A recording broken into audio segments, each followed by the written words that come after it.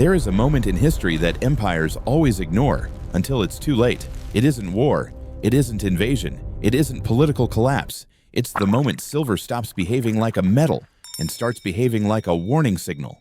2,000 years ago, Rome was untouchable, a superpower stretching from Britain to the Middle East, commanding the most advanced military, the biggest economy, the strongest currency in the ancient world. And then Rome made the one mistake every empire eventually makes. They tampered with their money, the denarius. Once the backbone of Roman power, originally held 94% pure silver, but as wars multiplied, debts mounted, and imperial ambition outgrew its treasury, emperors quietly began removing the silver content, 94%, 80%, 50%, 10%, until the denarius was nothing more than a copper coin coated in a thin, deceptive layer of silver, a hollow symbol forced to carry the weight of an entire empire's credibility. When the silver disappeared, trust disappeared, and when trust disappeared, the empire followed. Today, we look back and assume that era was primitive, that could never happen again. But Rome didn't fall because of barbarians, or civil war, or famine. Rome fell the moment its citizens realized their money wasn't real anymore. And that is exactly the moment we are living through again. Right now, silver is exploding, not rising, erupting, breaking historical resistance levels, moving vertically in a pattern we've only seen twice before. Weimar Germany, right before hyperinflation. The United States in the 1970s, right after the dollar was severed from gold, and in both cases, the message was identical. Silver didn't become stronger, the currency became weaker. It wasn't a silver bull market, it was a fiat bear market, because every time silver goes vertical, it's reacting to something deeper, the evaporation of confidence in government-backed money. And the disturbing truth is this: the current silver chart looks almost identical to Rome's monetary decline, Weimar's currency death spiral, and America's inflation shock of 1971 to 1980. And every time this pattern appeared, an empire entered its final stage. This isn't prophecy. This is the mathematics of collapsing monetary systems. And in the next section, we'll travel back to the exact moment Rome began removing silver from the denarius, the moment an empire's fate was sealed long before anyone understood what was coming.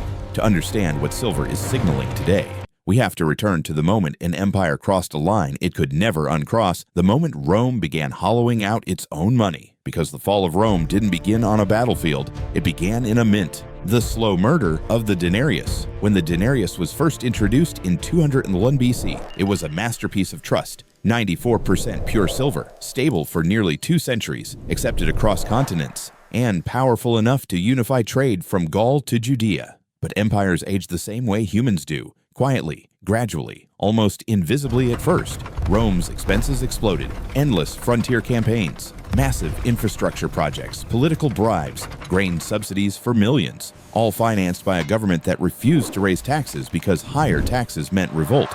So instead of taking responsibility, emperors took the easier route. They reduced the silver content of the currency and hoped no one would notice. At first, it seemed harmless. Cut 10% silver here, 15% there. After all, it was still the same coin, still stamped with the emperor's face, still called the denarius. But money has memory. People can sense when value is slipping away, even before the numbers confirm it. By the 3rd century, the denarius contained less than 50% silver, then 20%, then 5%. Finally, under Emperor Gallienus, it fell to 2% silver, a coin silver in color but copper in truth. And something strange began to happen. The collapse of trust prices soared. Merchants demanded more coins for the same goods. Legionaries, once the backbone of Roman power, refused to accept debased pay. Barter returned as currency lost meaning. Regions stopped accepting imperial coins altogether. It wasn't inflation, it was the death of confidence. Rome hadn't just debased its money, it had debased the belief that held the empire together. This is the part history books tend to soften. Rome didn't fall because enemies grew stronger. Rome fell because its money grew weaker. And once the denarius lost its integrity, the empire lost its legitimacy. The pattern begins. Every empire reaches this same fork in the road: raise taxes and anger the population, or debase the currency and pretend nothing is wrong. Rome chose debasement. Weimar chose printing. The U.S. in the 1970s chose detaching from gold. Each choice delayed collapse temporarily and guaranteed a far bigger one later, because once an empire dilutes its money, it has admitted its system can no longer sustain itself honestly. And in the next part, we'll see how this exact pattern repeated, not once, but across multiple empires and modern financial systems, always with the same mathematical outcome. History doesn't repeat itself in detail, it repeats in structure, and every time a currency approaches its breaking point, silver becomes the first instrument to reveal the truth. To understand why silver's explosion today is so alarming, we need to walk through 3 different eras, separated by centuries yet united by the exact same financial mistake: Rome, Weimar Germany, the United States in the 1970s. 3 societies, 3 monetary crises, 1 unmistakable pattern. When Rome began diluting the denarius, the collapse did not resemble an apocalypse. It started quietly. The silver content fell, trust weakened, and prices adjusted long before anyone understood what was happening. A loaf of bread that cost 2 coins rose to 200, then 2,000. Soldiers demanded to be paid in actual metal, not in coins that merely looked silver from the outside. Merchants refused imperial currency and demanded bullion instead. What looked like inflation was simply the public realizing the money in their hands was no longer real. Silver was not rising, the denarius was dying. This became the first blueprint for every currency collapse that followed: debasement, loss of confidence, and an instinctive rush toward anything with intrinsic value. 1,000 years later, Germany repeated the pattern with terrifying speed. After World War I, the government owed more money than it could possibly repay, so it chose the same path Rome once chose: print more currency and hope no one notices. But Weimar's downfall came faster. Inflation went from yearly to monthly, then weekly, then daily. Workers demanded pay twice per day because holding cash for even a few hours meant losing purchasing power. And once again, silver reacted instantly.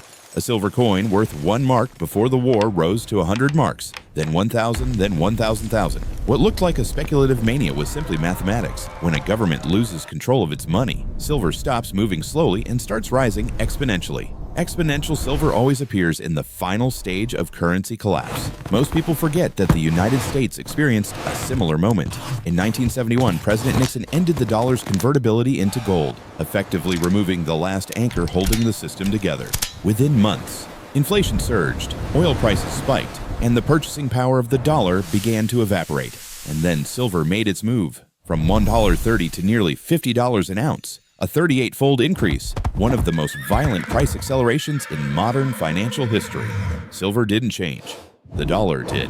Once again, the same sequence played out: monetary detachment, inflation shock, and the flight into metals that governments cannot print. 3 collapses, 3 eras, 1 pattern that never breaks. Government spending becomes unsustainable. The currency is debased or detached from real assets. Inflation accelerates faster than policymakers can control. Silver breaks out vertically, not because it becomes more valuable, but because the currency beneath it is losing credibility. And once that vertical breakout begins, history shows the system behind it is already in decline. That is the signal silver is sending today. And in the next part, we examine why the data, the charts, and the structural weaknesses of the modern financial system suggest the pattern is repeating once again. Silver's surge today isn't a market anomaly. It isn't a speculative frenzy. It's a pressure gauge revealing cracks inside the monetary system, cracks that look eerily similar to Rome in the 3rd century, Weimar in the early 1920s, and America in the 1970s. Each of those systems reached a point where the currency no longer reflected real value, and silver responded by escaping its price cage. That is what's happening now. For decades, the price of silver moved within predictable ranges. It rose during mild inflation, fell during tightening cycles, and behaved like any industrial metal tied to manufacturing demand. But over the past few years, something changed. Silver stopped tracking industry. It stopped obeying interest rate cycles. It began responding to something deeper: the deterioration of trust in fiat currency itself. A chart can reveal a truth long before policymakers admit it, and silver's chart today is showing the same pattern that preceded every major monetary rupture. The slow grind is over, the vertical phase has begun.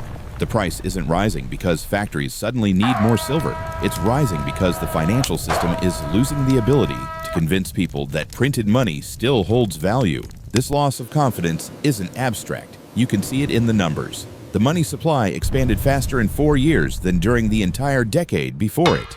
Government debt reached levels that cannot be financed honestly without either severe austerity or hidden devaluation. And austerity is politically impossible. Central banks have been forced into a corner. They must signal discipline while simultaneously creating liquidity behind the scenes to prevent the system from cracking. Markets sense the contradiction. Silver reacts first. But the most revealing signal isn't silver's price. It's the way it is rising. The volatility is exploding. The breakouts are clean, violent, and indifferent to traditional resistance. This is exactly how silver behaved in 1978, the year inflation slipped out of policymakers' control, and exactly how it moved in Weimar when money printing accelerated from extraordinary to uncontrollable. In both cases, the currency hadn't yet collapsed, but silver was already reflecting the future. Behind the scenes, supply is tightening, just as demand is shifting from industrial use to monetary refuge. A metal that governments cannot print is colliding with a world where governments must print to survive. This is why silver becomes the focal point. It exposes the fragility of fiat money without requiring political permission. It reacts instantly, ruthlessly, mathematically. And the central truth is this: silver does not go parabolic in healthy systems. It only goes parabolic when the system beneath it begins to lose coherence, when inflation becomes structural rather than cyclical, when debt expands faster than economic output, when citizens quietly begin converting paper into metal, not for profit, but for preservation. Silver is telling us something policymakers will never say out loud. The currency is weakening faster than the public realizes. And every time in history that silver behaved this way, the monetary order behind it was already entering its final stage. In the next part, we'll connect this pattern directly to the present, where US's monetary policy, global debt levels, and currency dilution are aligning with the same signals that preceded. When you look at silver's behavior today, it's easy to treat it as an isolated commodity story. Industrial demand, supply shortages, speculative waves, but none of those explanations survive contact with history. What silver is doing now mirrors 3 moments when global monetary systems were already cracking beneath the surface. And today, the signals aren't just similar, they are almost mathematically identical. The United States is living through a version of the 1970s on fast forward. Back then, inflation surged after the dollar was detached from gold. Policymakers insisted the shock was temporary, manageable, under control. They were wrong. Inflation became structural, wages lagged, and markets lost faith in the government's ability to stabilize the currency. Silver sensed that loss of confidence years before the public did, and exploded 38x in price. Now compare that to the last 4 years. Trillions of dollars created in record time. Interest rates yo-yoing between emergency lows and 40-year highs. A national debt accelerating faster than economic output. The same contradictions are forcing the same outcome, a currency drifting away from stability, while policymakers pretend nothing irreversible is happening. Silver is simply reacting to the reality policymakers refuse to acknowledge. But the resemblance doesn't stop with the 1970s. Look again at Weimar's monetary charts, the early phase, before hyperinflation turned currency into waste paper, money supply rising sharply, government deficits spiraling, public confidence eroding quietly. Silver began rising long before the collapse became visible. The chart today, adjusted for scale and modern liquidity, behaves in the same shape: a broad base, a sudden breakout, then volatility expanding like a heartbeat under stress. And then there is Rome. Not a perfect comparison, but a perfect warning. Rome debased its currency to finance endless commitments, infrastructure, military, social programs, political promises. The U.S. today faces a similar imbalance. Liabilities that outgrow revenue, wars that outgrow budgets, political incentives that always favor spending over restraint. Rome removed silver from the denarius. The U.S. removed gold from the dollar. Both decisions were presented as temporary solutions. Both became permanent. And once the anchor was gone, the currency drifted into the same fate: slow decline, then sudden repricing. The pattern becomes undeniable when governments accumulate too much debt, when confidence slips beneath the surface, when printing becomes the quiet cure for every economic wound. Silver begins tracing the same curve, first subtle, then sharp, then vertical. And right now, silver is entering the sharp stage that historically precedes the vertical one. What makes this moment more dangerous is the speed. Global markets are integrated. Digital systems amplify volatility. Debt loads are far higher than in any previous cycle, which means when the break comes, it won't take decades like Rome or years like Weimar. It will move in months. Silver is not predicting chaos. It is reflecting what is already happening beneath the surface. The weakening of a currency that no longer behaves like a stable store of value. And if the past is any guide, the next phase is not a gentle correction, it is acceleration. In the next section, we confront that acceleration head-on and the unavoidable consequence every empire meets when silver begins to break free. When silver breaks free from its range, it isn't celebrating strength, it's revealing weakness. Not weakness in the metal, but weakness in the empire behind the currency that measures it. Rome learned this the hard way. Weimar learned it too late. The United States learned it briefly in the 1970s and forgot. What we're witnessing now is not the beginning of a bull market, it's the beginning of a verdict. Empires don't collapse when enemies appear at the gates. They collapse when citizens look at their money and realize it no longer represents anything real. Debased silver signaled that moment for Rome. Runaway silver signaled it for Weimar. Parabolic silver signaled it for America in 1979. And today, the signal is flashing again, sharper, louder, faster than at any time in modern history. For years, the warning signs were quiet. Debt rising faster than GDP, money supply expanding faster than production, central banks trapped between defending the currency and preventing recession. These pressures don't break systems suddenly. They accumulate quietly until one day they surface in the only place they cannot be hidden: the price of real assets. Silver's explosion is that surfacing, because silver is not a speculation. Silver is not a trend. Silver is not a bet. Silver is a mirror, and what it reflects is the true state of the currency beneath it. When that mirror bends upward, violently, it means trust is bending downward just as violently, and history leaves no ambiguity about what comes next. Every empire that followed this pattern believed it still had time. Every empire believed the warning was temporary. Every empire believed the system would self-correct. None of them were right. Silver isn't predicting collapse, it is documenting it. This is the Roman warning, the same message delivered across 2,000 years. When silver escapes, the empire is already in its final stage.